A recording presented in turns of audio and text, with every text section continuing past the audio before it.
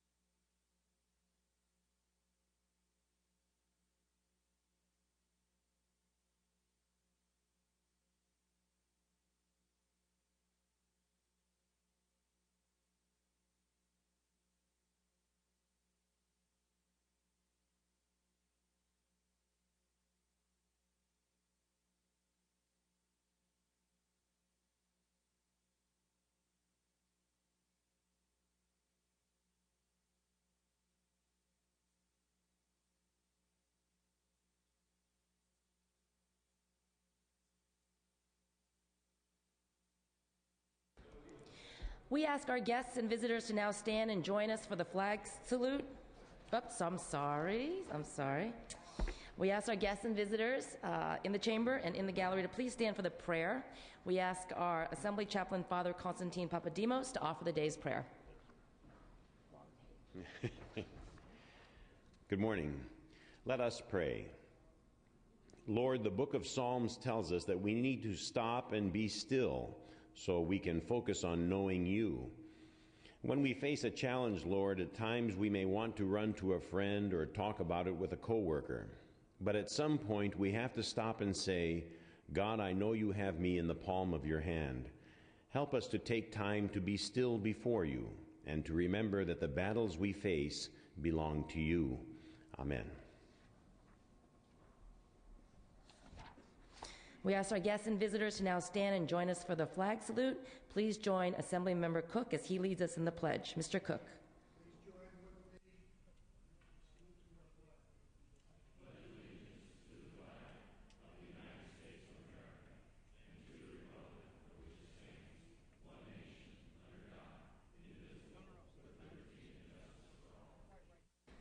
You may be seated. The Rules Committee will meet immediately off the floor in the Rules Committee room right now. Rules Committee.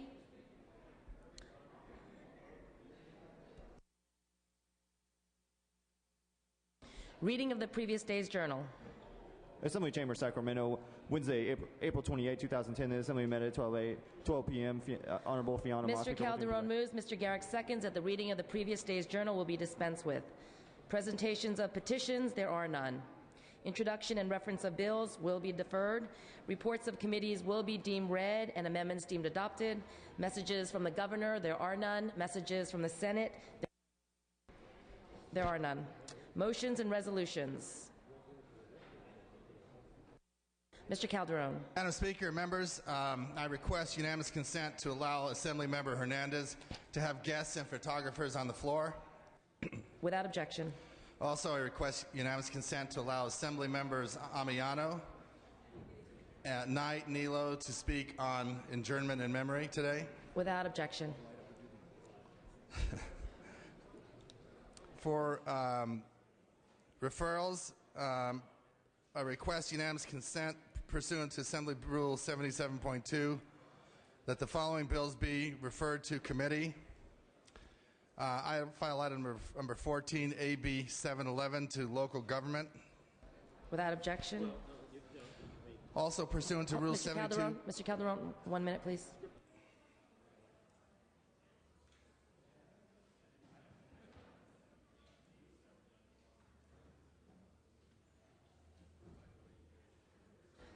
Mr. Calderon, AB 711 will be referred under 77.2 by the Speaker. Yes, 77.2.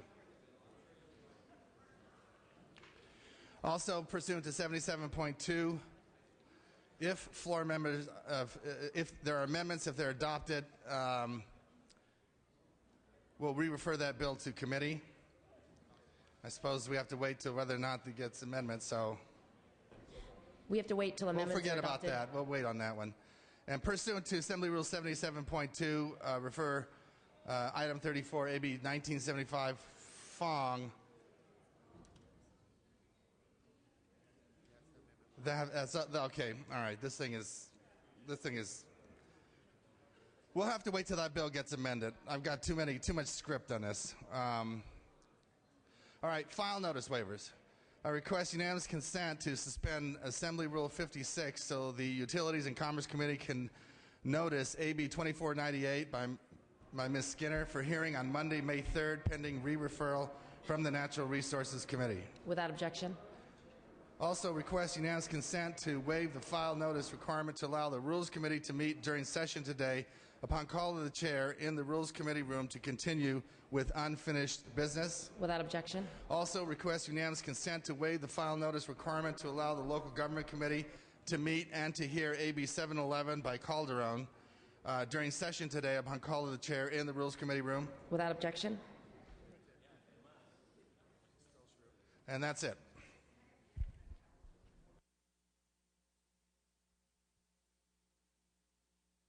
The absences for the day will be deemed read and printed in the journal. Mr. Hernandez, do you have some guests today? Yes, Madam Speaker. Members, let me start off by saying that we would like to thank the Speaker Emeritus Karen Bass for arranging an opportunity for the Assembly to recognize some inspiring Californians. Can I have everyone's attention, please? This is very important. We have some very, very distinguished guests here on the floor that I'd like to take the opportunity to introduce. It's my honor to introduce and welcome to the floor 7 outstanding California leaders, the 2010 James Irvine Foundation Leadership Award recipients. The James Irvine Foundation Leadership Awards recognize Californians who are implementing effective solutions to significant state issues. Each of these folks is tackling the major policy issues we struggle with here in the Capitol on a daily basis and addressing them with innovative, proven, and replicable solutions. This foundation provides each award recipient with $125,000 to support his or her work benefiting the people of California, plus additional resources to share their proven approaches with us and practitioners in their respective fields. These leaders are proving in each of their communities that it is possible to solve critical California issues, and I hope that each of us can learn from them and how we might be able to replicate their efforts in other parts of the state. Madam Speaker, members, the 2000 award recipients, let me introduce the first one, Dr. Alan Beck, UCSD Student-Run Free Clinic Project, San Diego.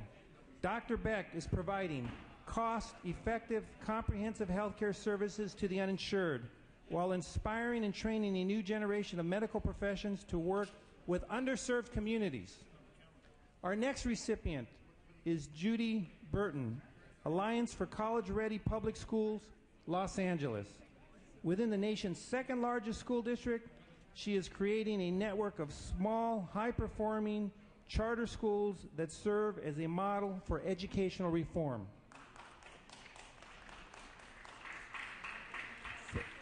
Third, Sam Cobbs, First Place for Youth Oakland.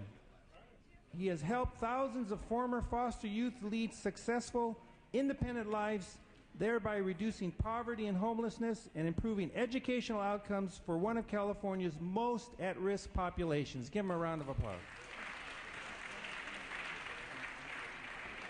Dr. Catherine Flores, UCSF Fresno, Latino Center for Medical Education and Research, Fresno. Dr. Flores has developed an innovative model to prepare San Joaquin Valley students for success in school and medical careers while cultivating a more diverse healthcare workforce. Give her a round of applause. Erica Mackey and Tim Sears, Grid Alternatives, Oakland.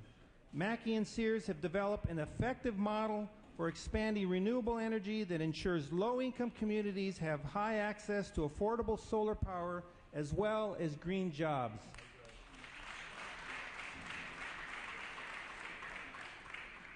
Nita Vale, California Rangelands Trust, Sacramento.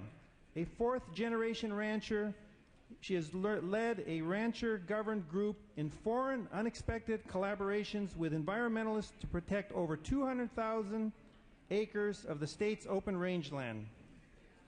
You can learn more about each of the recipients by their inspiring work. Give them a round of applause. Members, I'd like to also take this opportunity to invite everyone after session is over to and their staffs to learn about more of these individuals at the James Irvine Foundation Leadership Award Luncheon at noon at the Sheraton here in Sacramento. And again, on behalf of the California State Legislature, I'd like to congratulate them and thank them for all the hard work they've done here in not only their respective communities, but in this great state of California. And we have some presentations. And again, for all of them, a round of applause. Thank you, Madam Speaker and members.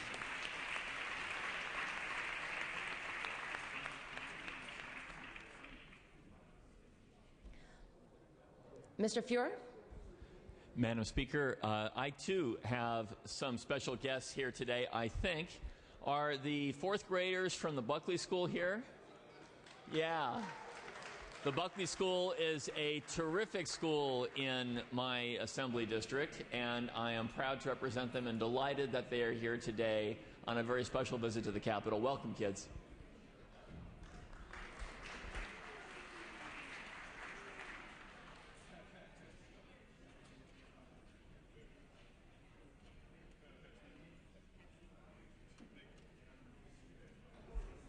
Okay, members, we are ready to take up action on our daily file. We are going to go to the second day consent calendar.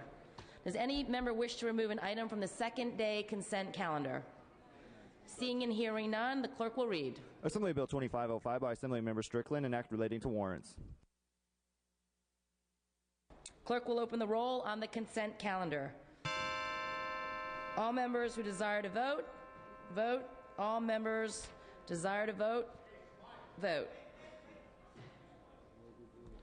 How many we got? Like ants coming in. Should I close it?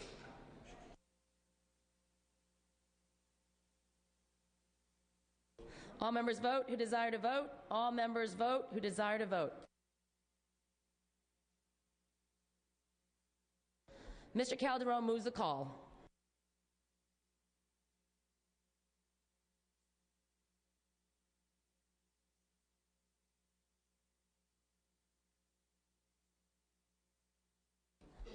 Okay, members, we are going to start with the third reading. File items 18 through 24 pass and retain. File item 25, AB 1809. Clerk will read. Assembly Bill 1809 by Assemblymember Smythe, an act relating to home inspections. Mr. Smythe. Thank you, Madam Speaker and members. AB 1809 simply authorizes individuals to request a home energy rating system or HERS audit performed by a HERS certified home inspector as part of a home inspection. By facilitating the ease with which homeowners can obtain a HERS audit and designating a specified set of standards, AB 1809 removes many of the obstacles that have limited the ability of homeowners to control their energy costs and limited government at all levels to implement programs and encourage them to do so. These are improvements in energy efficiency at homes, which we know are one of the greatest costs to homeowners and one of the greatest expenditures of energy. Members, can we have a little attention to the author? Thank you. Thank you, Madam Speaker. As I was saying, that we've learned that homes and residences are one of the biggest uses of consumers of energy, and any opportunity we can to give consumers and homeowners the opportunity to find ways to reduce that is something that we should follow through. We've had bipartisan support in committee, and I ask for an aye vote. Seeing no questions or debate, clerk will open the roll. All members vote who desire to vote. All members vote who desire to vote.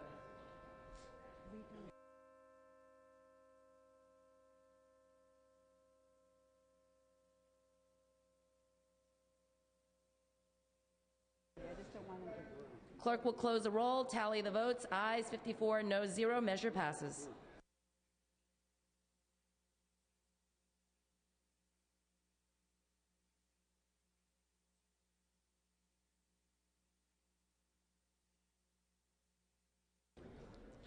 Members, I failed to call the second reading. The clerk will read. Assembly Bill 1876, 1930 with amendments 22 with amendments 2515 with amendments 2043 with amendments 2531 with amendments 2120 with amendments 2474, 2322 with amendments 2418 with amendments 2229 with amendments 1867 and Assembly Bill 2137 with amendments. All bills will be deemed read and amendments deemed adopted.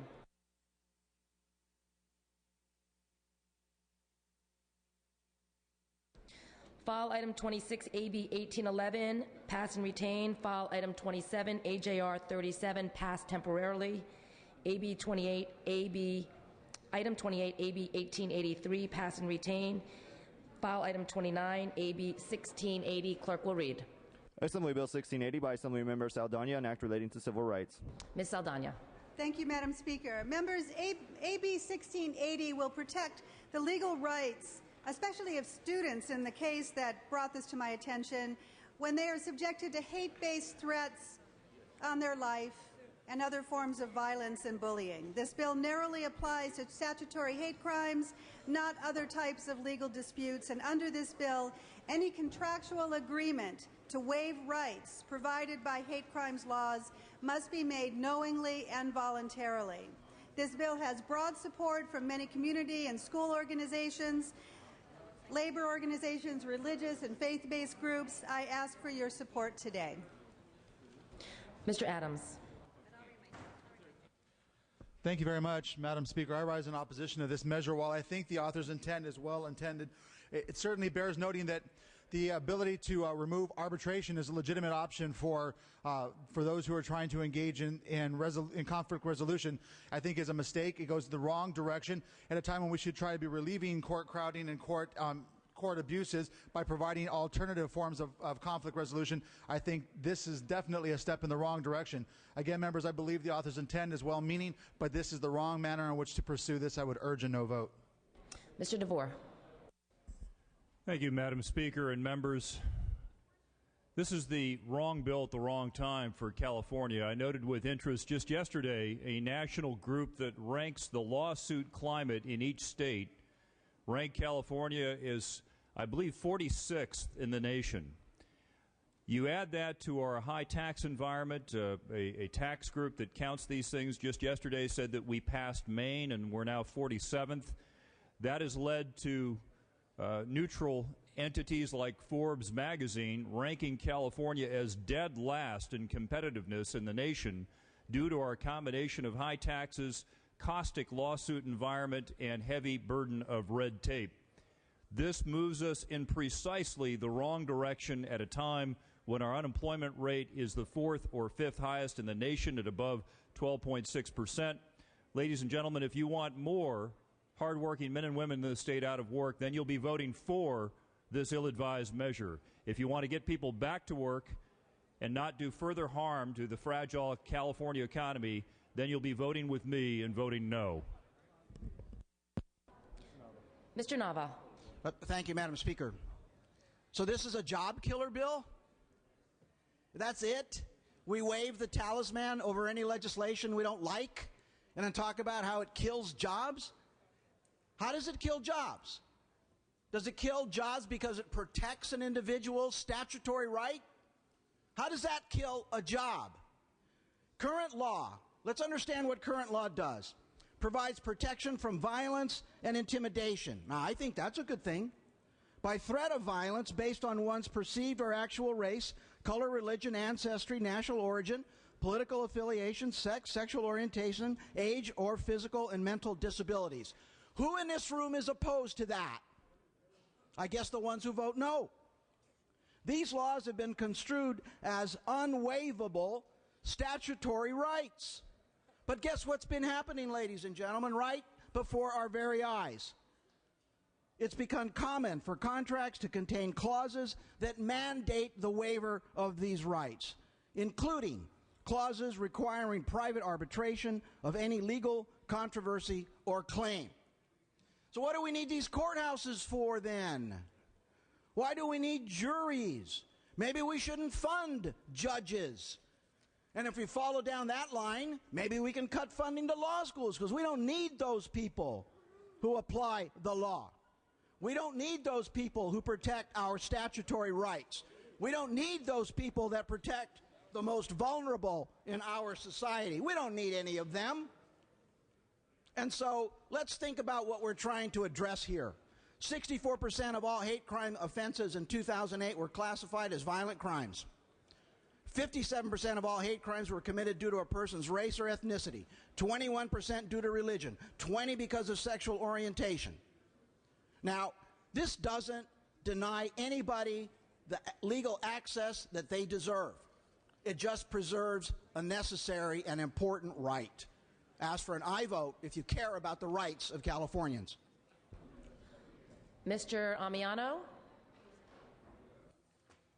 Yes, thank you. And hard act to follow, but I just want to address the fact that the opponents have mischaracterized this bill as an attack on the arbitration system. However, this bill is supported by the California Dispute Resolution Council, the Trade Association for Arbitration and Mediation Service Providers, because they support voluntary, not coerced agreements to participate in arbitration. I urge your support of this bill. Ms. Harkey.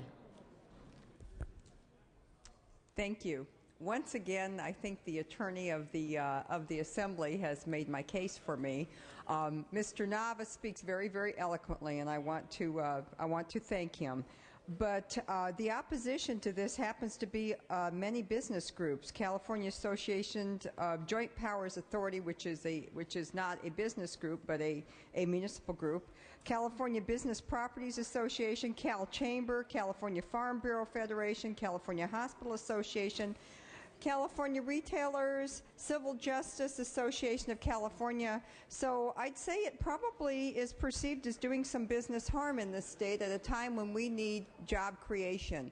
Might be well intended once again and protect certain individuals, but do we want a statewide policy for this? Probably not. Maybe there are specific instances that we need to address. So I too ask for your no vote. When we handle things on a statewide measure, we create statewide rules, one size fits all for everyone, and we do increase, in this bill, litigation costs. Thank you.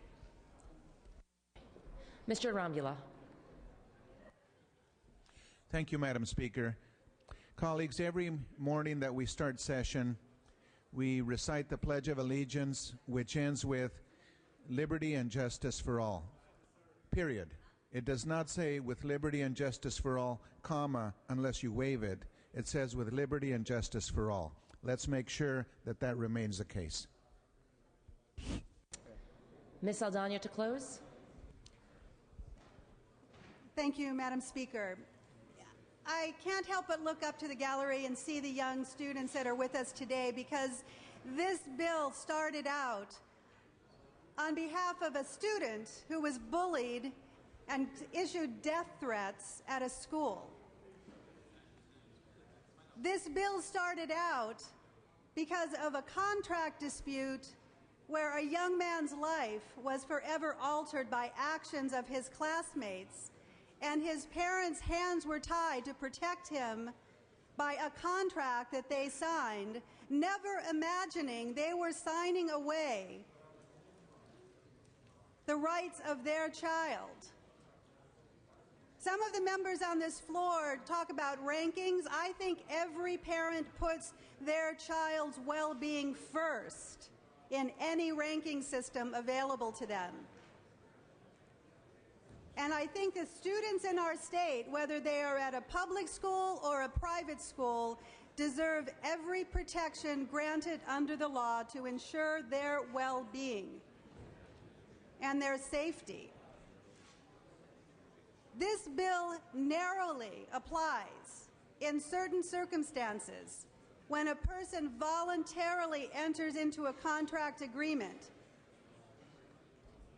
And I would think that if a parent is told, if your child is bullied, if your child's life is threatened, if your child can't sleep at night because of threats they receive on behalf of other students at this school, I would guess that voluntarily those parents would say, we would like the right to protect our child from that situation. This bill is narrowly focused. This bill has the support of organizations that do work in this field of arbitration. This bill is about protecting basic civil rights. I ask for your aye vote. Seeing no questions or debate, clerk will open the roll. All members vote who desire to vote. All members vote who desire to vote. All members vote who desire to vote. All members vote who desire to vote.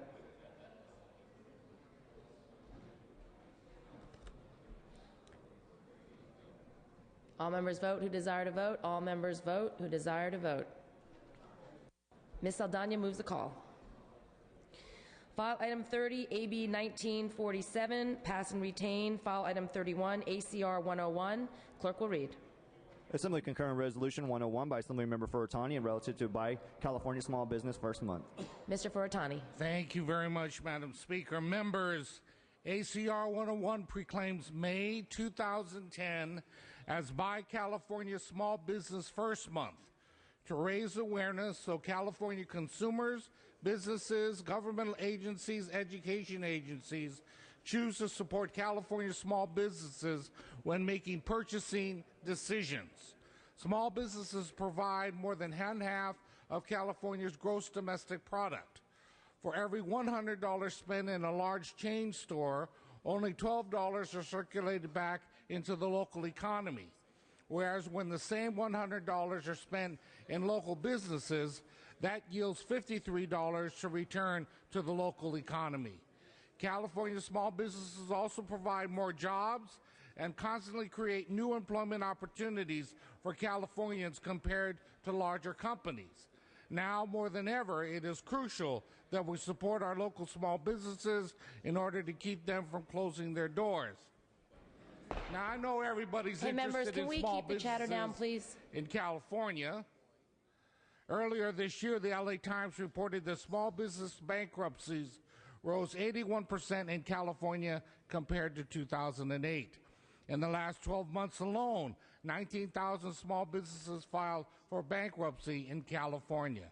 The closing of these small businesses mean lost jobs, lost revenue, and most importantly, the loss of new ideas.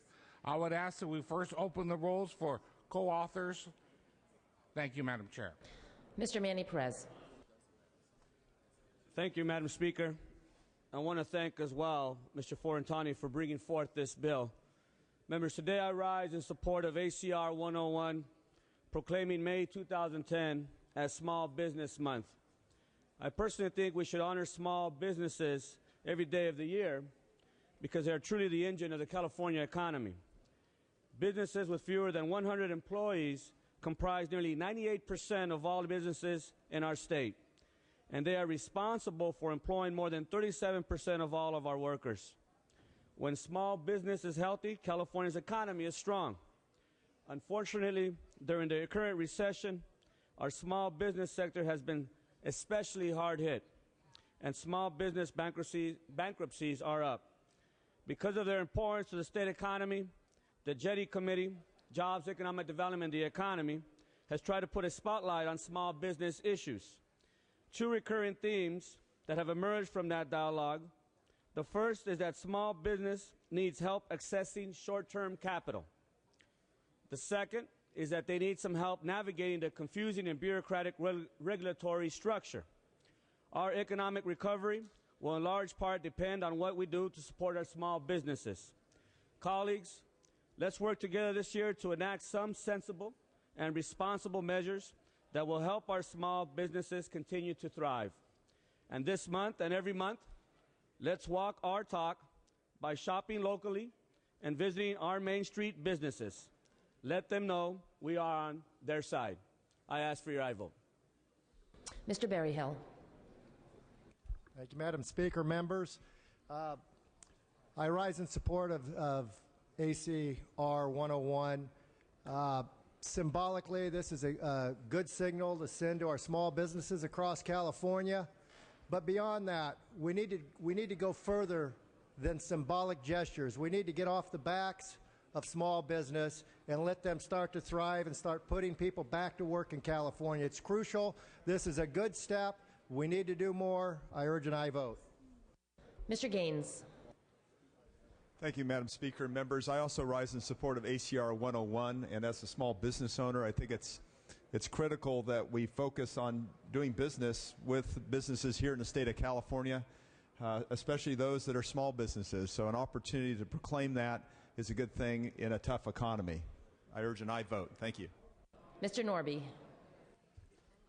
I hope we also offer small businesses substantive relief in the area of property rights. One of the previous speakers mentioned that more of our dollars are kept in the community when money is spent in small businesses as opposed to giant chain stores. And yet often in local government, especially through redevelopment agencies, eminent domain is used against small businesses in favor of large chain stores and big boxes, and I hope we respect their rights equally. Mr. Logue. Yeah, Madam Speaker, I also rise in support of ACR 101. Just want to point out that when we went to Nevada last year, that the state of Nevada was recruiting businesses from throughout the country, and that 80% of the businesses they were recruiting back to Nevada from California were small businesses. This is a step in the right direction, and I commend the author for bringing it forward, and I support it. Thank you. Mr. Furutani to close. Thank you very much. Just very briefly, members, it takes a little bit more effort. It takes a little bit more concern to take your extra steps to go to your local small business to make sure that we support them. And I think I just want to urge and I vote on this resolution. Thank you very much, Madam Speaker. Mr. Furutani is asking for the first roll to be open for co-authors. The clerk will open the roll. This is for co-authors, members. This is for co-authors.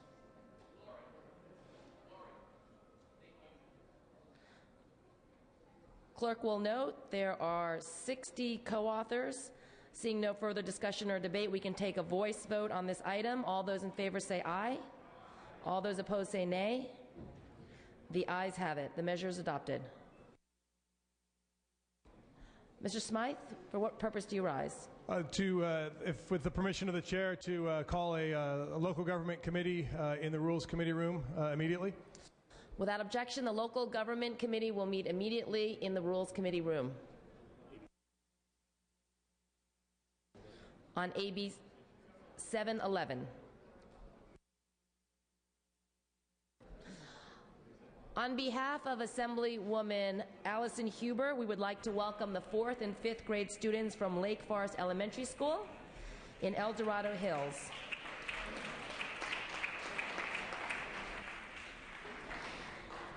And on behalf of Assemblywoman Norma Torres, we'd like to welcome Giggs Moody and Mary Perkins from her district.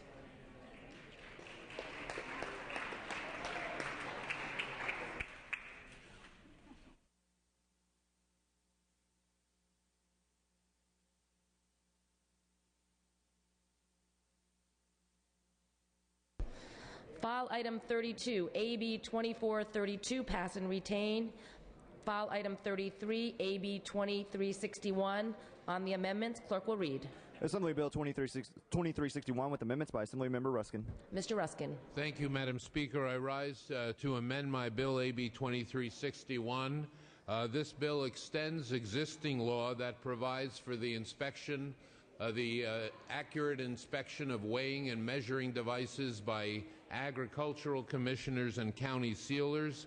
The amendment simply revises the proposed extension from 2016 to 2013. I ask for your support of these amendments. Seeing and hearing no further debate on the amendments, without objection, we will take a voice vote on the amendments. All those in favor say aye. All those opposed say nay. The ayes have it. The amendments are adopted, out to print, and back on file. File item 34, AB 1975. On the amendments, clerk will read. Assembly Bill 1975 with amendments by Assemblymember Fong. Mr. Fong. Thank you, Madam Chair and members. AB 1975 will encourage water conservation through the use of meters and sub-meters on all new multifamily residential and mixed-use buildings. These amendments delete paragraph C of the bill relating to fees. These amendments remove the opposition of the Apartment Association, California Southern Cities, and address some of the concerns raised by the Western Center on Law and Poverty. However, I will continue working with these organizations and others on the bill as it moves forward. I respectfully request these amendments go out to print and the bill back on file. Seeing no further questions or debate, and without objection, we will take a voice vote on the amendments. All those in favor say aye. All those opposed say nay. The ayes have it. The amendments are adopted, out to print, and back to file. Pursuant to Assembly Rule 77.2, I am re-referring file item 34, AB 1975, by Mr. Fong to appropriations.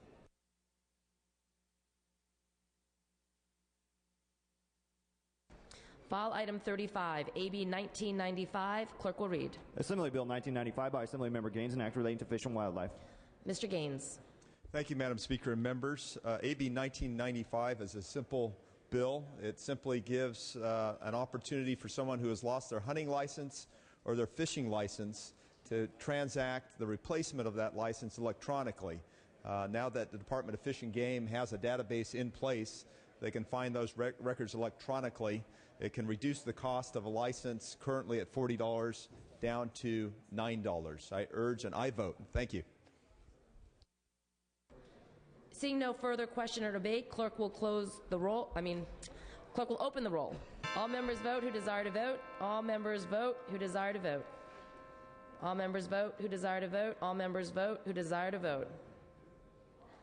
Clerk will close the roll. Tally the votes. Ayes 61, no 0. Measure passes. We'd like to welcome students from Chico State and Fresno State with us here today representing the California Young Cattlemen's Association. The future of the California agriculture industry rests in the hands of these students.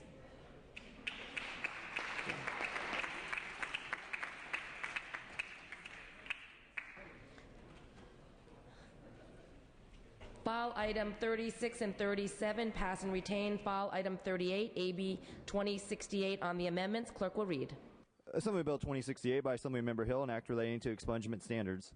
Mr. Hill. Thank you, Madam Chair and members. To address a concern raised by stakeholders, I am amending my bill to ensure that a specific wobbler sex conviction cannot be expunged. I respectfully ask for your aye vote on the amendments. Seeing no questions or debate, with objection, these are on the amendments. We will take a voice vote on the amendments. All those in favor say aye. All those opposed say nay. The ayes have it. The amendments are adopted, out to print, and back to file. File item 39 and 40 pass and retain. File item 41, AB 2564. Clerk will read. Assembly Bill 2564 by Assemblymember Swanson, an act relating to state finance. Mr. Swanson. Madam Speaker, AB 2564, as amended, simply changes the annual release date of the Department of Finance's tax expenditures report from September 15th to February 1st. Members, as you are aware, California is experiencing a very severe budget crisis and our worst recession since the Depression.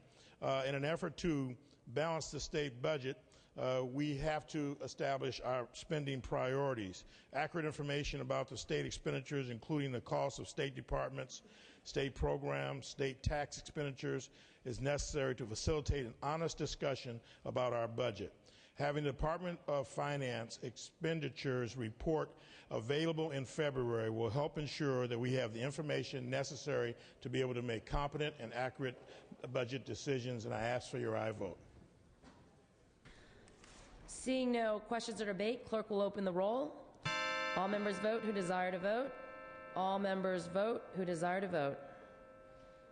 All members vote who desire to vote. All members vote who desire to vote. Clerk will close the roll, tally the votes. Ayes 56, noes 0. The measure passes.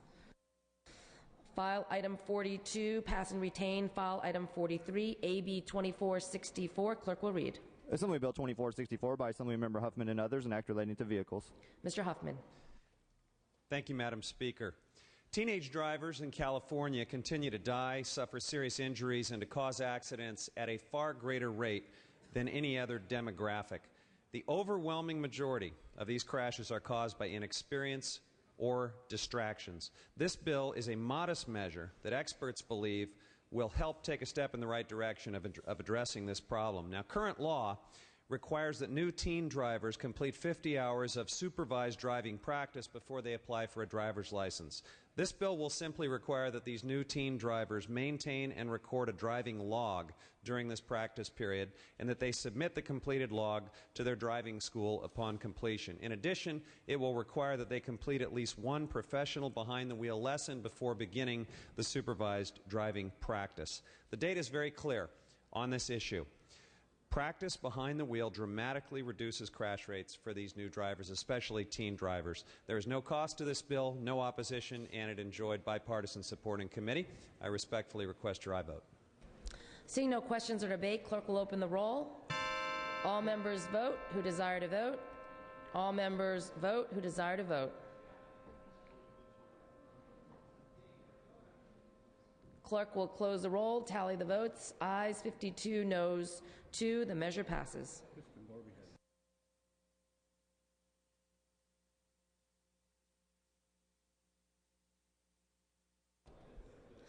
File items 45 through 48, pass and retain. File item 49, AB 1885. Clerk will read. Assembly Bill 1885 by Assemblymember Hill, an act relating to malicious mischief. Mr. Hill.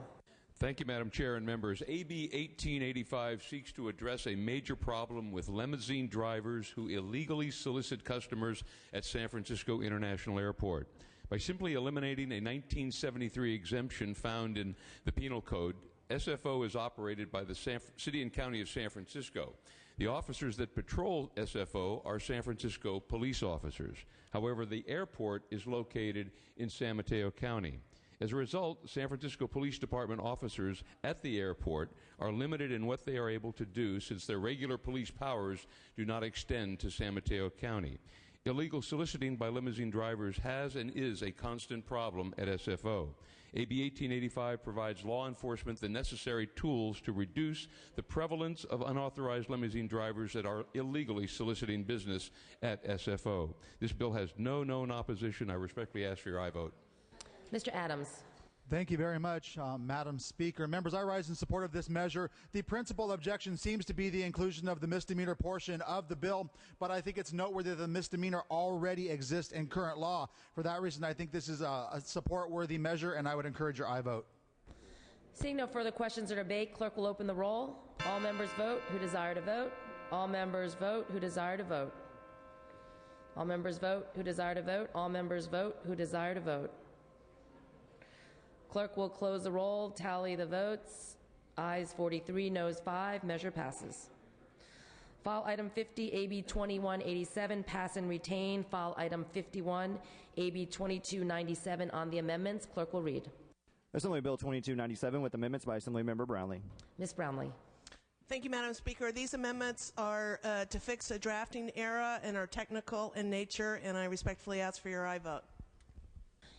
Seeing no questions or debate, and without objection, we will take a voice vote on the amendments. All those in favor say aye. All those opposed say nay. The ayes have it. The amendments are adopted, out to print, and back on file. File item 52 and 53, pass and retain. File item 54, ACR 116 on the amendments. Clerk will read. Assembly concurrent resolution 116 with amendments by Assemblymember Hill. Mr. Hill. Thank you, Madam Speaker. Members, this amendment changes the date in my resolution to match the date for the National Lab Day on May 12th. I ask for your aye vote on the amendments. Seeing no further questions or debate, and without objection, we will take a voice vote on the amendments. All those in favor say aye. All those opposed say nay. The ayes have it. The amendments are adopted, out to print, and back on file. File items 55 through 57, pass and retain. File item 58, AB 2034. Clerk will read. Assembly Bill 2034 by Assemblymember Knight, an act relating to public school volunteers. Sorry, members, we are going to pass and retain on that item. File item 59 and 60, pass and retain. File item 61, AB 1791. Clerk will read. Assembly Bill 1791 by Assemblymember Monning, an act relating to redevelopment. Mr. Monning. Thank you, Madam Speaker. Members, I rise to present Assembly Bill 1791, which will allow local development agencies within the project area of the Fort Ord Base Reuse Plan to provide direct assistance to specified types of development under California's Community Redevelopment Law. Prior to establishing a project area, the agency must adopt a resolution making sure the community has a housing element, has not been listed for any uncorrected major audit violation, and has not accumulated an excess surplus in its low and moderate income housing fund. AB 1791 is a district bill that will provide assistance to local jurisdictions in order to realize the reuse plan by the Fort Ord Reuse Authority. Permitting the former military base to utilize redevelopment tools will allow the necessary infrastructure to be built to support the region's future housing needs, as well as provide jobs that are desperately needed. This is supported by the Fort Ord Reuse Authority and all incorporated governments in the Monterey County area. I ask for your aye vote. Thank you. Mr. Norby. I rise in opposition to this, Madam Speaker. Redevelopment agencies currently divert over 12% of all property taxes in our state, money which should be going to general funds of counties, cities, and school districts. That's about $6 billion per year. Their only legal justification is to fight blight. Blight should be narrowly defined, and improvements which were made under the landmark Bill 1290 by Phil Eisenberg back in the 90s were very specific as to when redevelopment can be used. This is a bill which asks for a departure from long-established California redevelopment law. This is not urbanized land. It is unurbanized land. Much of it has never been developed. And once this tax increment financing is created, all of the property tax dollars will go to the agency. This is currently public land, so once it's sold off to private entities, the tax increment is 100%. This will be for 40 years. This is public money which will not be going to schools or other public entities other than to the agencies, 95% of which will be to subsidize retail development. Yes, there's a housing element. That's the 10% set aside. But most of this, if you look at the plan, is to subsidize new shopping centers. I'm all for new shopping centers. They should not be subsidized on the public dollar as this plan will allow. I oppose it. Mr. Adams. Thank you very much, Madam Speaker. I rise in support of the measure, and while I don't fully disagree with my colleague from Orange County that there is a redistribution of those tax dollars, I think it's important and noteworthy to remember that those tax dollars are returned back to the community and back to the taxpayers vis-a-vis the services that are provided because of the redevelopment that occurs. Redevelopment is not a sacred cow, and we shouldn't treat it as such. The fact that the law has some standing precedent doesn't mean that it is not worthy to be re-examined and potentially changed based on a case-by-case basis.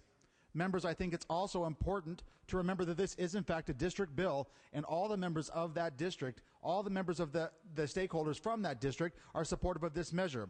I think as, if nothing else, as a courtesy to the author, we should acknowledge the fact that he's trying to do something that has the wide support of the people in his community. Members, I urge and I vote. Seeing no questions or debate, Mr. Monning, would you like to close? Yes, thank you, Madam Speaker. I appreciate the discourse on this. And first and foremost, this is a district bill. Fort Ord, for all intents and purposes, was an urban center. It had schools, it had stores, it had gas stations, it had sports facilities.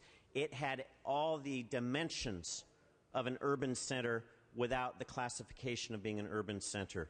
I appreciate those who have risen in support of this. I ask for your aye vote. Thank you, Madam Speaker. Thank you. Clerk will open the roll. All members vote who desire to vote. All members vote who desire to vote. All members vote who desire to vote. All members vote who desire to vote. Clerk will close the roll, tally the votes. Ayes 42, noes 7. Measure passes. On behalf of Assemblymember V. Manuel Perez, I'd like to welcome the King's Elementary School from Palm Springs, California. I believe they were up in the gallery earlier, so welcome. File item 62, AB 1955. Clerk will read. Assembly Bill 1955 by Assemblymember De La Torre, an act relating to public officers. Mr. De La Torre. Thank you, Madam Speaker and members. AB 1955 ensures that prosecutors have the tools to effectively remove elected or appointed members of a local body that hold multiple incompatible offices. When an individual is elected to a public position, the public trusts that he or she will protect the integrity of that office. However, some officials have continued to abuse a loophole in the law and have assumed conflicting offices. After working with the Public Integrity Division of the LA County District Attorney's Office, AB 1955 establishes that conflicting offices exist when both agencies have the power of eminent domain. Either agency has the power to set a fee or a rate or to impose a tax or levy that may directly or indirectly affect the other agency, and either agency has the authority to investigate, monitor, or sue the other agency. This bill removes an existing loophole in law to make sure that folks are not doing two jobs that directly conflict with each other. I urge your aye vote. Seeing no further questions or debate, clerk will open the roll. All members vote who desire to vote. All members vote who desire to vote. Clerk will close the roll, tally the votes. Ayes 56, noes 0. Measure passes.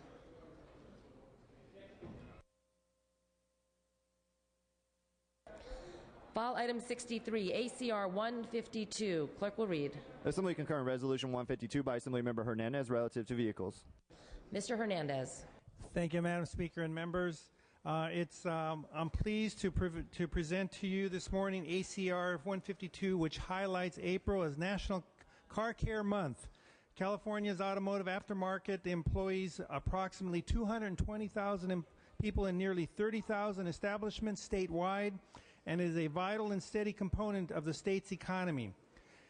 Annual aftermarket sales in California are approximately $34.5 billion. The automotive aftermarket service strives towards reducing greenhouse gas and achieving the state's overall climate change goals by fostering a well-maintained vehicle leading to low tailpipe emissions. A robust automotive aftermarket is essential for keeping cars clean and running safely. Please join me in supporting this ACR, and I ask that the first roll be opened for co-authors, Madam Speaker and members. Mr. Norby. Madam Speaker, as one whose state-owned pool car is maintained at state expense, I don't feel qualified to preach to others about the necessity of maintaining their cars. I think they're going to do so because it's in their best interest to do so rather than any proclamation that we make today.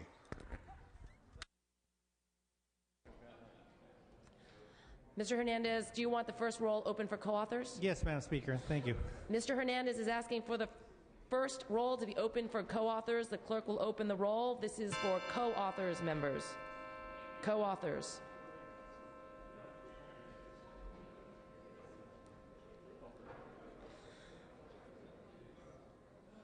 Clerk will note there are 62 co-authors. Seeing no further question or debate, we can take a voice vote on this item. All those in favor say aye. All those opposed say nay. The ayes have it. The measure is adopted. File item 64, ACR 132. Clerk will read. Assembly concur in Resolution 132 by Assemblymember Nielsen relative to the John F. Reginato boat ramp. Mr. Nielsen. Madam Speaker, ladies and gentlemen of the Assembly, this resolution names the South Bonneview boat ramp on Lake Shasta for John Reginato, a legendary leader in tourism and recreation throughout the state of California. He was honored in being both the Tourism and Outdoors Halls of Fame of the state of California. It is a fish and game boat ramp. This simply names it for John Reginato, a man who deserves the honor for all that he gave to the environment, to outdoors in California. Mr. Nielsen, do you want co-authors? Mr. Nielsen is asking for the first roll to be open for co-authors. The clerk will open the roll. This is for co-authors, members. This is for co-authors. Clerk will note there are 53 co-authors. Seeing no further discussion or debate, we will take a voice vote on this item. All those in favor say aye. All those opposed say nay. The ayes have it. The measure is adopted. File items 65, 66, and 67 pass and retain. File item 68, AB 2072. Clerk will read. Assembly Bill 2072 by Assemblymember Mendoza, an act relating to public health. Mr. Mendoza. Thank you, Madam Speaker. Members, I'm here to present AB 2072, which states that parents of an infant diagnosed with hearing loss shall be provided written or electronic information on American Sign Language, total communication, cue speech, and listening and spoken language. This information is to be provided at a follow-up appointment with an audiologist who tells parents their child has been diagnosed as deaf. The information will also be given to parents a second time. Members, if we can have some attention. Thank you. Mr. Mendoza. Thank you, Madam Speaker. The information will also be given to parents a second time by the local Early Start provider. I'm happy to inform that we had a good meeting yesterday with the parties who are interested in this bill. We plan to meet on a weekly basis to ensure that we get the best bill possible for everybody. We're being as inclusive as we can. This bill does enjoy bipartisan support. The supporters of this bill include the Association of Deaf and Hard of Hearing, the Hearing Loss Association of California, the California Medical Association, the California Hospital Association, and the California Academy of Audiology. Members, I respectfully ask for your aye vote. Ms. Strickland. Thank you. I rise today in opposition to this bill. While the Assemblyman, the author, has met with the deaf community, has listened to their concerns, they have really yet to be incorporated into the language of the bill. And so I will look forward to talking with the author, to working with all of the groups who are interested in this legislation and trying to find a place where we can all agree. But at this time, I still have to remain in opposition to the bill. So thank you. Mr. Norby. I rise in support. Parents of deaf children run the gamut. Deaf children also run the gamut in terms of the extent of their disability. They need choices. They need options. This bill will give them an expanded degree of choices and options, and I support it. Seeing no further questions and debate, Mr. Mendoza, would you like to close? Thank you, Madam Speaker. Just to follow up, I appreciate the comments. I look forward to continue working with all interested parties, and we just want to make sure we have the best bill possible. So thank you, members. I appreciate your support. I respectfully ask for your aye vote. Thank you. Clerk will open the roll. All members vote who desire to vote. All members vote who desire to vote. All members vote who desire to vote. All members vote who desire to vote. Clerk will close the roll, tally the votes. Ayes 47, noes 6. Measure passes.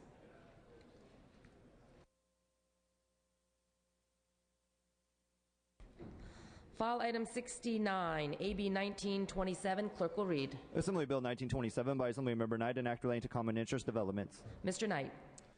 Thank you, Madam Speaker. Assembly Bill 1927 protects the rights of common interest development homeowners. Does this by prohibiting a homeowner association from producing a governing document to prohibit the lease or rental of an individual's residence without two-thirds of the members' approval, unless an HOA has a pre-existing clause. In addition, AB 1927 requires that the two-thirds vote, or pre-existing percentage be cast by written ballot to ensure that all members of the association have an equal opportunity to have their voice heard. This bill protects the basic right of an individual homeowner to rent his or her home if such a right was in place when it was purchased. I ask for your aye vote. Seeing no questions or debate, clerk will open the roll. All members vote who desire to vote. All members vote who desire to vote. Clerk will close the roll, tally the votes. Ayes 63, no 0. Measure passes. Members, we are going to go back to file item 58, AB 2034. Clerk will read. Assembly Bill 2034 by Assemblymember Knight and others, an act relating to public school volunteers. Mr. Knight. Thank you, Madam Speaker. Assembly Bill 2034 codifies restrictions regarding the ability of a parent to volunteer for school district activities, conforming restrictions of volunteers to those that already exist for employees. AB 2034 provides that the enforcement for the schools that choose to fingerprint, something that they do not have the right now, which leaves them vulnerable and liable.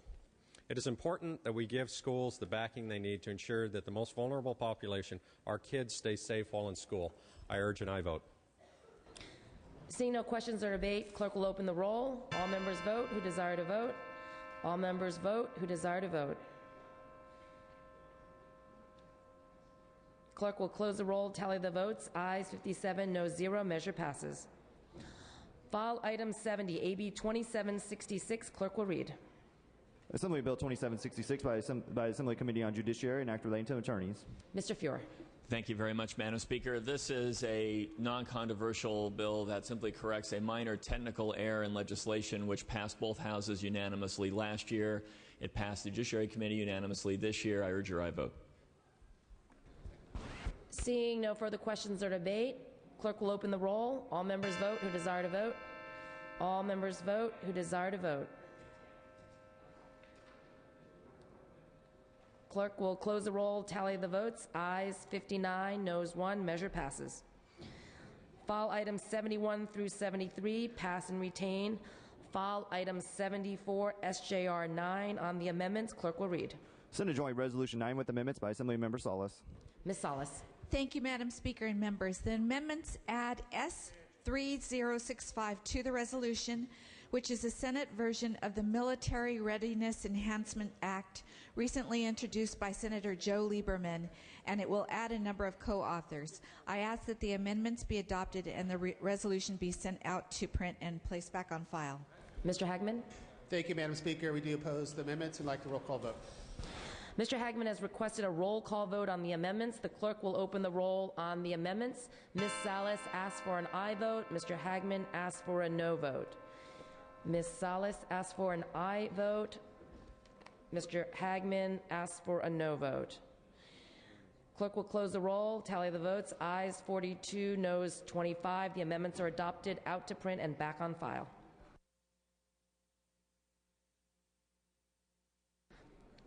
The rest of the Senate third reading, file items 75 through 78, will be passed and retained. We will now go back to file item 27, AJR 37. Clerk will read. Assembly Joint Resolution 37 by Assemblymember De Leon relative to immigration. Mr. De Leon. Thank you very much, Madam Speaker. Members, thank you for the opportunity to present AJR 37, a measure that would urge the President as well as the Congress to take a comprehensive and workable approach to improving the nation's immigration system. Colleagues on both sides of the aisle, I would say that the time is now. The time is now that we want a fix, a plan to our broken immigration system, and not just another slap on the wrist or Band-Aid that doesn't get us anywhere. We want a plan that will be more than just a beacon of hope for hard-working immigrants. We want a plan with a real solution, an actual pathway to citizenship. California is home to approximately 2.9 million undocumented immigrants that have arrived to the United States from all over the world, not just Mexico or Central America, but India, China, Ireland, and Canada and other parts of the world. These undocumented immigrants are our neighbors, our friends, as well as our family members. They perform the backbreaking, low-wage work in the garment factories, the restaurants, the lettuce fields in the Central Valley and Salinas, Monterey areas, as well as they work in our homes. They came to this country out of necessity and a desire to pursue a better life for themselves as well as their children. Our country was built on this pursuit, a pursuit of a better life. Revamping the current immigration system will help businesses and employers who need workers to fill jobs in many sectors of our economy that have no access at this moment to a legal workforce. The last time Congress addressed this issue comprehensively was with then President Ronald Reagan, a Republican, back in 1986. 24 years later, we have an antiquated and dysfunctional immigration system. Our immigration system needs more than just a facelift. We need to modernize the system and create a pathway to citizenship for millions of folks who are living and working in our country today. AJR 37 urges Congress and the President to fulfill their promise and to pass comprehensive immigration reform once and for all. The President and the Congress cannot keep punting on this issue. Colleagues, I respectfully ask for an aye vote. Mr. Furutani. Thank you very much, Madam Chair. Members, I stand in support of AGR 37. I think the President is the one that said that it's been a wake-up call relative to the bill that was signed in Arizona. Whether people are in support or in opposition, the reality of the situation is immigration is a federal issue and must be taken up by the executive branch and the legislative branch of the federal government. If we don't do that, it's going to become a patchwork of bills that already exist that's going to create not only an uneven but an unfair immigration policy as people move from state to state and it gets bandied around like the political football that it has become. We urge through this resolution our congressional delegation, our Congress, our Senate, and the President to come up with comprehensive immigration reform so we can finally get this issue settled, provide a good legal pathway for immigrants to become legalized in the United States. I support AGR 37. Thank you. Mr. Norby. I have a procedural concern, Madam Speaker. I see a lot of these recommendations to Congress from members of the other party that I'm not a part of here on immigration, gays in the military, United Nations treaties. I would remind them that your party controls the White House, your party controls both houses of Congress. They're free to do this without anything that we say, and I don't know that anything we say is going to have any effect on them. Mr. Amiano. Thank you. The President, thank you very much. The President calls me all the time, so I'm not going to answer that, Mr. DeFore, incriminate myself. Madam Speakers and members, the city of San Francisco has long been known as a sanctuary for many undocumented immigrants and continues to issue identification cards to residents regardless of legal status. Since 1989, the city of San Francisco has prohibited city agencies from using resources to assist in the enforcement of federal immigration laws. The U.S. needs to step up and also pass comprehensive immigration reform. The current system has no flexibility to nimbly adjust to the number of visas available and to align with the changing economic conditions, allowing immigration flows to rise and fall during periods of prosperity or job scarcity. I urge your support of AGR 37. Thank you. Mr. Cotto. Mr. Cotto. Thank you very much, Madam Speakers. I also rise in support of AGR 37. Clearly, immigration policy is the key issue in our nation, and nowhere is that more true than here in California. Immigrants for over 400 years have been the core of our society. They have created, in fact, much of our society. Immigrants help raise our children and ensure that we remain as the world technology leaders in the 21st century. You know, in the Silicon Valley where I live, and the place that helps to drive most of this state's and the world's economy, 50% of the residents of the Silicon Valley are foreign-born, and more importantly, or equally important, 50% of the CEOs of the technology companies are also foreign-born. There is definitely widespread agreement that we need to modernize, make more functional, and less chaotic our immigration system. We need a system that secures our borders, enforces laws, and reaffirms our heritage as a nation of immigrants. That is what AGR 37 urges, and I respectfully ask for your aye vote. Mr. Swanson.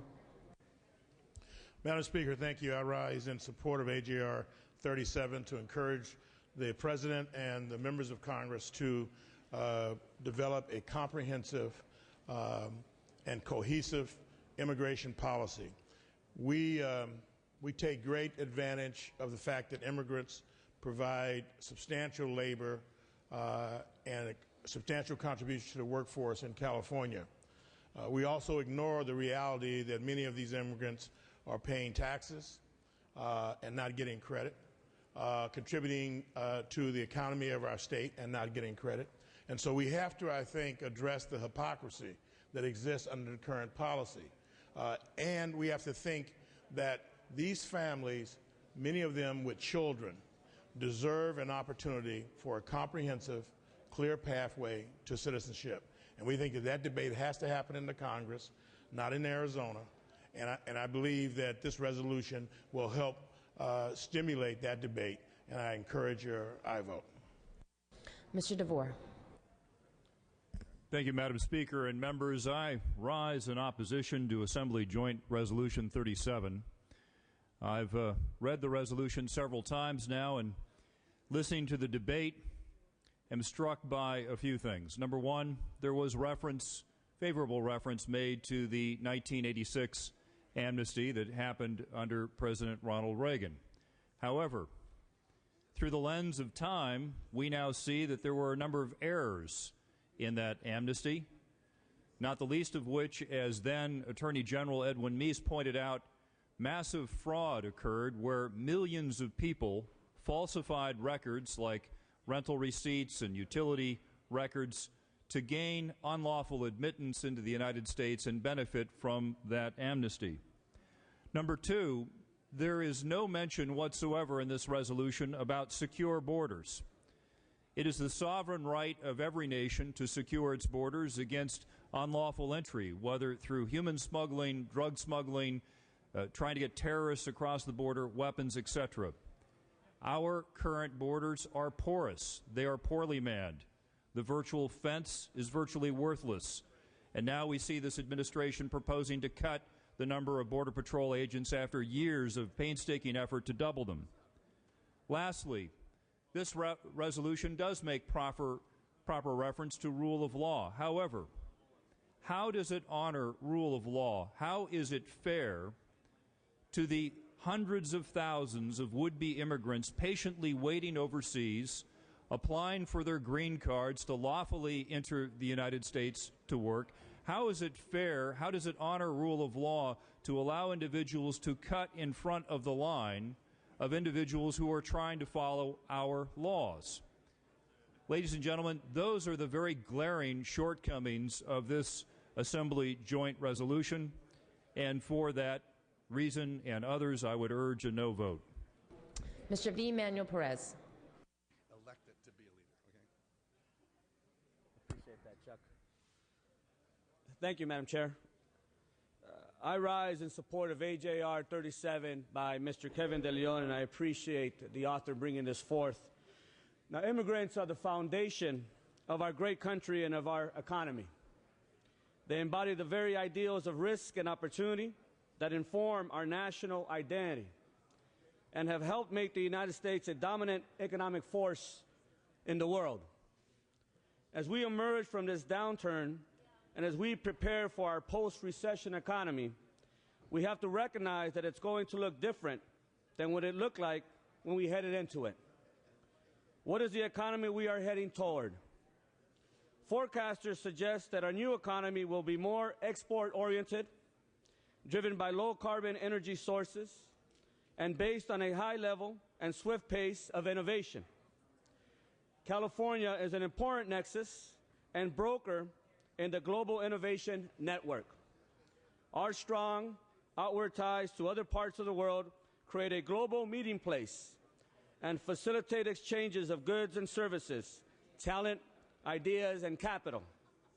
Our state's strengths lie in the size, diversity, and adaptability of its economy and in the talent and diversity of our population. It is our large immigrant population that will enable our state to better adapt to the shifts in economic power and influence that are impacting the world today. One might even say that the immigrant impulse, the individual drive to leave what is known and move toward what might be, is a metaphor for the business principle of innovation. The trends in the emerging economy require us to modernize our thinking about our cross-border and international relationships. Immigration reform, therefore, is essential for our economic future. Our ability or our failure to effectively engage in this dialogue will directly impact U.S. global competitiveness. Now I'd like to provide you some economic data.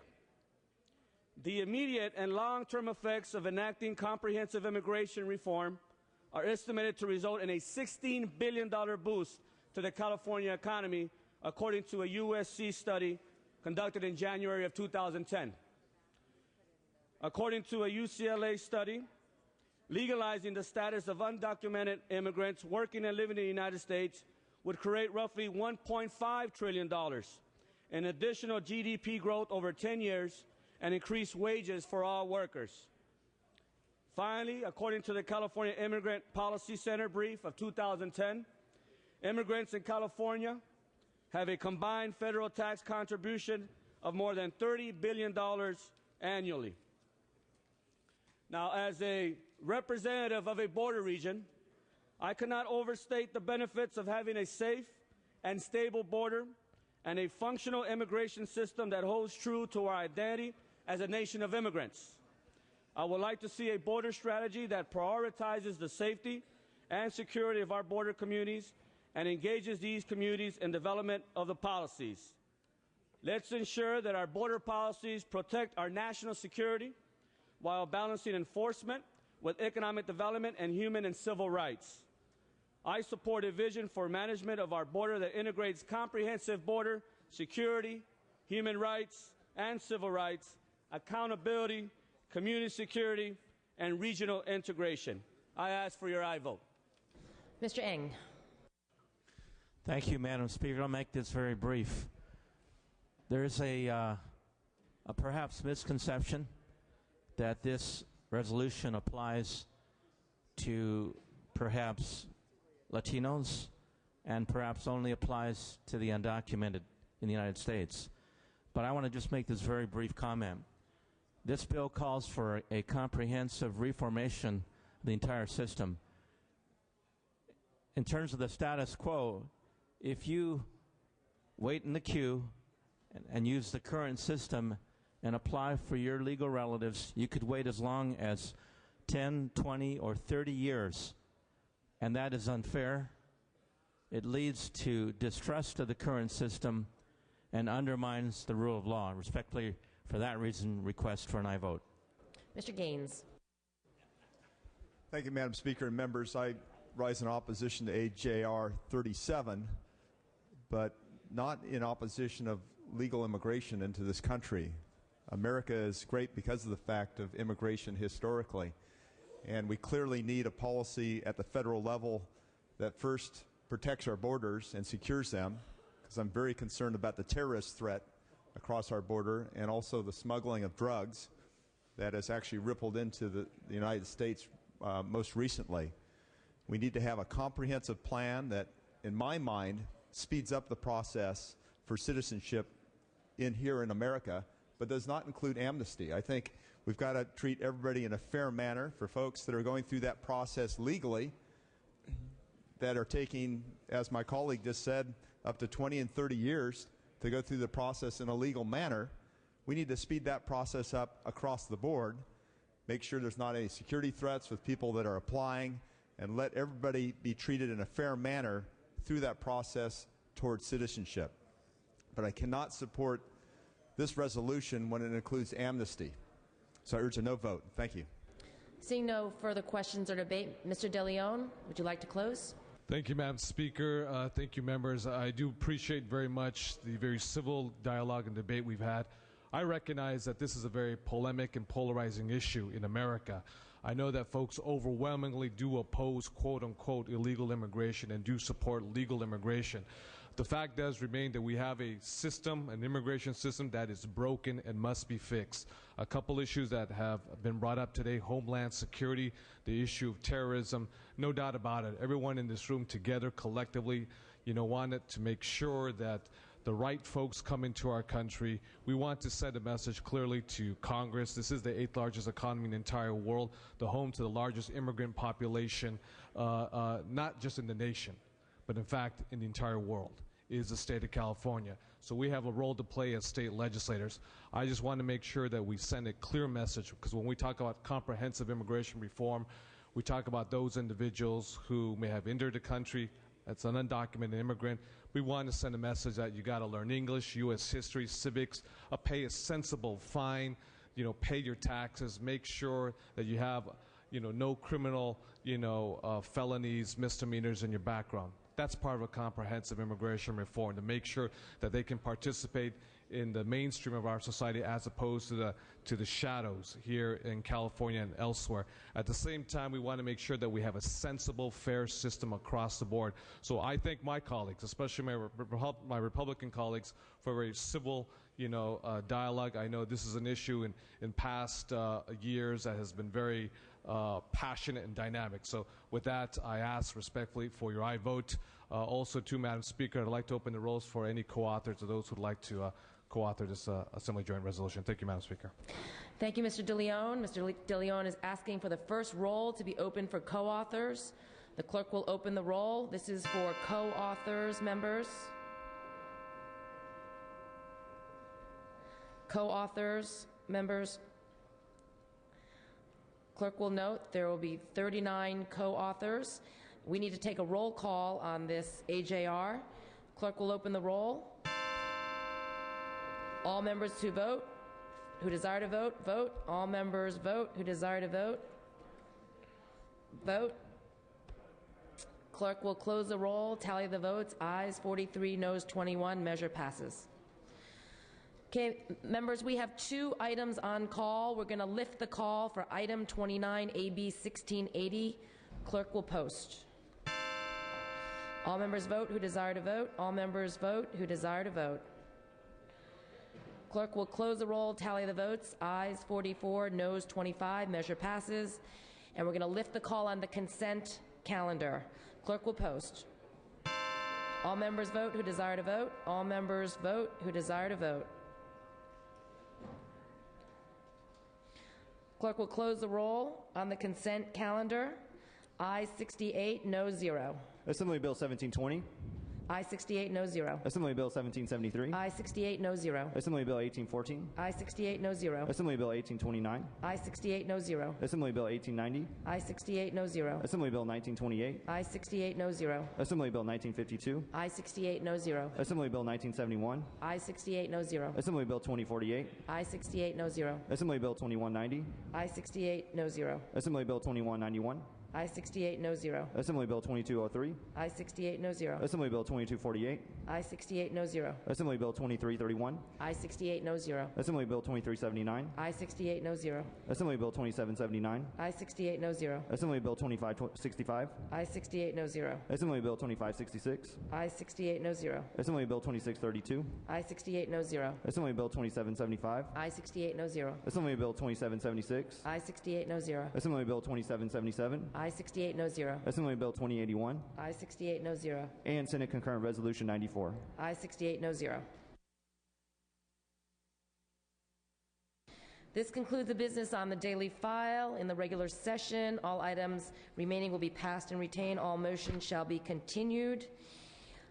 The session schedule is as follows. Friday, April 30th, no floor session, no check-in.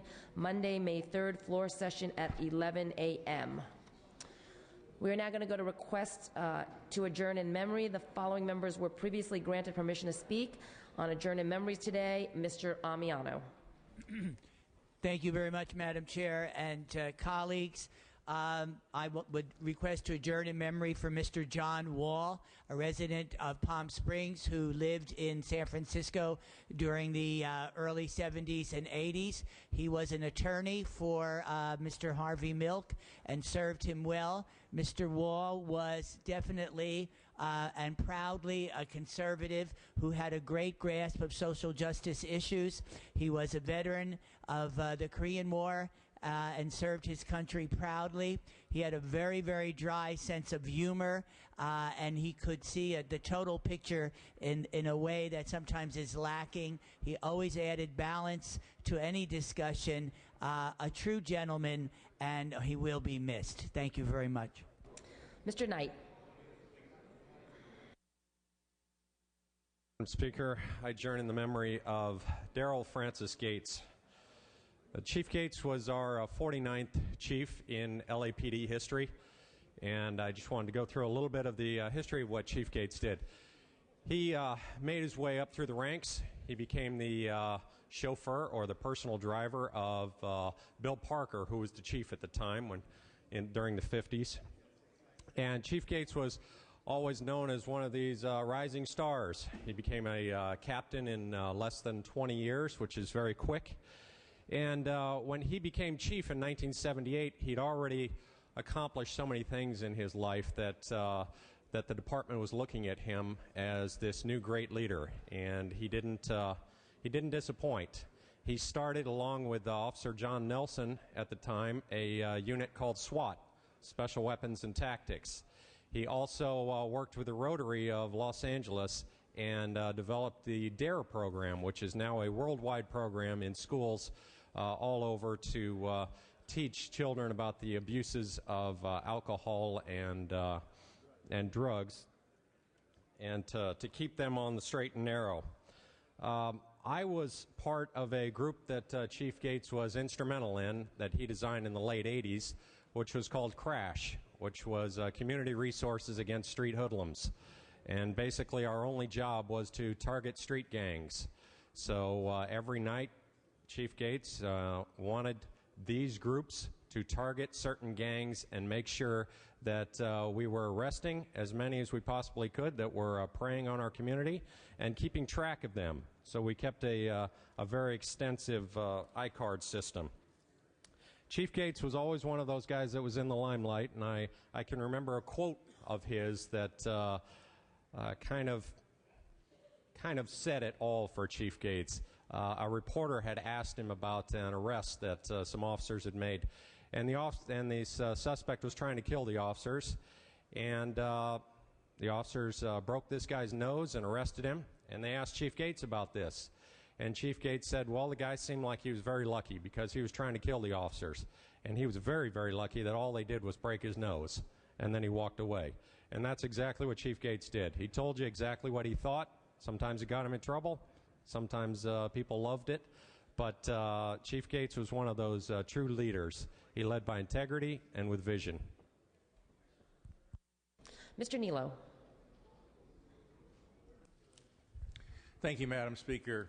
On April 18th, the Sacramento community and the car dealer community in particular lost a great man, Wes Lasher, who established one of the older and more successful chain of car dealerships in this area, now run by his sons, Mark and Scott.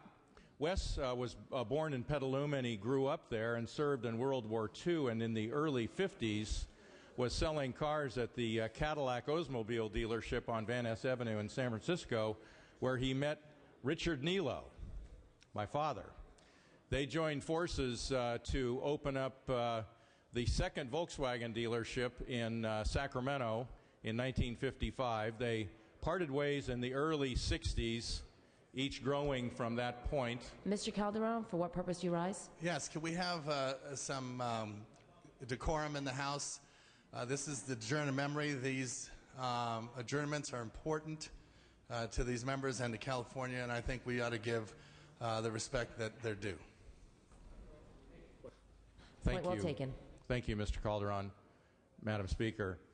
As I said, my dad and Wes were partners in the late 50s. They split in the early 60s, went their separate ways, each doing reasonably well, but remaining fast friends, a best of friends.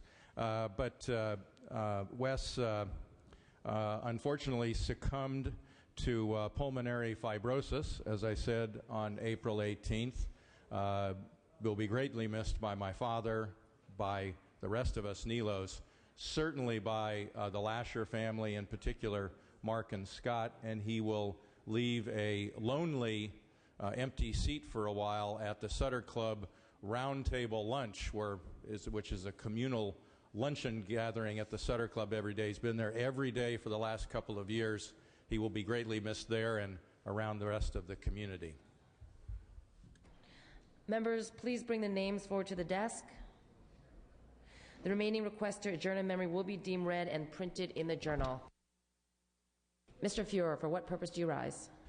For a special purpose, Madam Speaker, an unusual one, actually.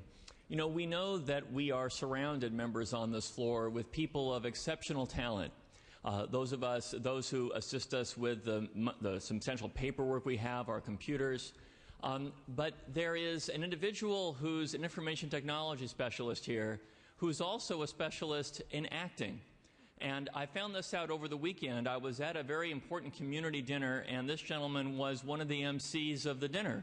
And in the course of his MCing, I realized not only is he a specialist on our floor in technology, but he's also a movie star.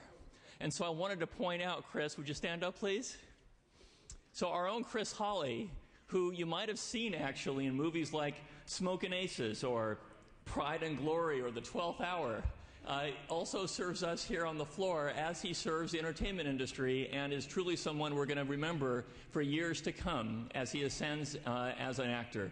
But I also wanted to point out not only is he a very talented actor, but I saw him in a context where he was demonstrating how much he cares about his community and those who are often victimized in some very, very sad situations. Chris, you are a role model for all of us. I wanted you just to be acknowledged by those of us here on the floor. Oh. And I do want to say, Mr. Hawley, I will point out to my colleagues, I have your headshot at my place. And trust me, it'll give you another feeling for Mr. Hawley, so I will take offers for the headshot as we're here on the floor. Thank you. Okay, members, I am ready to entertain a motion to adjourn. Mr. Calderon moves. Mr. Hagman seconds. That this House stands adjourned until Monday, May 3rd at 11 a.m. The quorum call is lifted.